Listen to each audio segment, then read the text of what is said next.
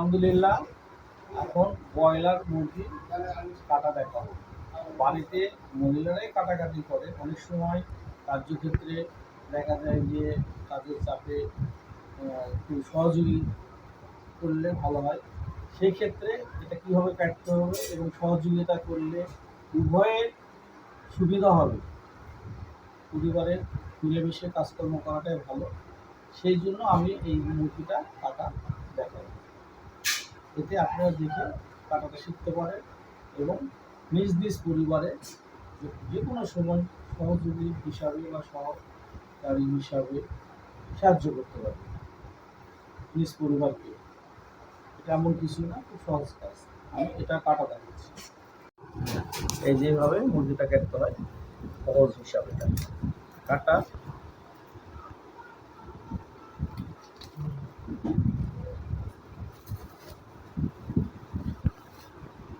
এইভাবে 4 পিস করবেন, 2 পিস,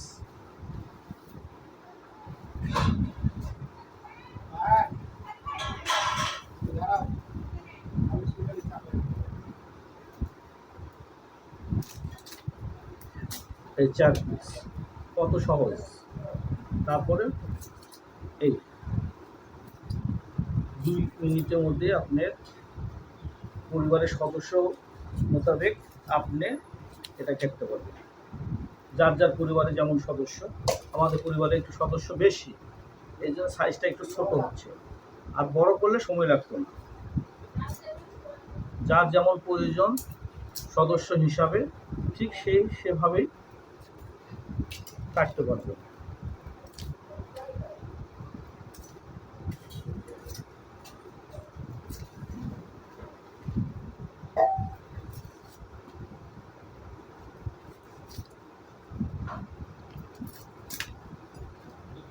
মুরগি কাটা, মুরগি কাটা প্রায় শেষের দিকেই। কত দ্রুত কাটা হয়ে গেল। এইভাবে সবাই সবার পরিবারে একটু সহযোগিতা করলে উভয়েরই উপকারে লাগবে। আজকে আমাদের বাড়িতে অনেক সদস্য এসেছে ঈদের জন্য, ভেস্তা ভাস্তি অনেক, যার জন্য আমি শাহিনাকে একটু সহযোগী হিসাবে সাহায্য করছি, তাতে তার একটু উপকারী হবে। এই প্রায় কাটা শেষ হয়ে এসছে।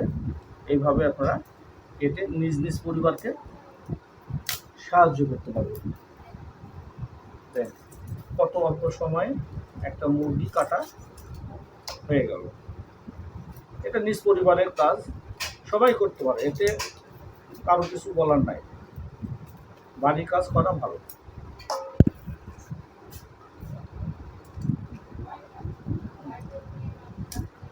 বাড়িতে মেহমান যখন আসবে আপনারা এভাবে একটু আপনাদের সহধর্মিণী হোক, মা হোক, বোন হোক, ভাবি হোক, ফুপু হোক, সবাইকে সহযোগী করবে।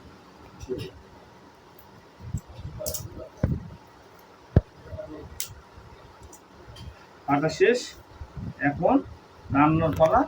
রান্না তো করবে আমার সহধর্মিণী শাহিনা। আমি তাকে কাটার একটু কেটে কুটে একটু সহযোগিতা করলাম। আপনার নিজ পরিবারের মা, বোন, ভাই না ভাবি, সবাইকে এইভাবে একটু সহযোগিতা করবে, তাহলে সবাই উপকার হবে। ভুল ত্রুটি হলে কিছু মনে করবেন না। আগামীতে আমরা আরো কিছু করব। পরিবারে যেসব কাজ করব নিজ পরিবারে সেটাই দেখাবো।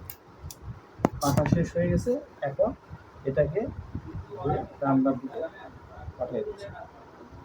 ইনশাল্লাহ আগামীতে আরো কিছু। আলহামদুলিল্লাহ।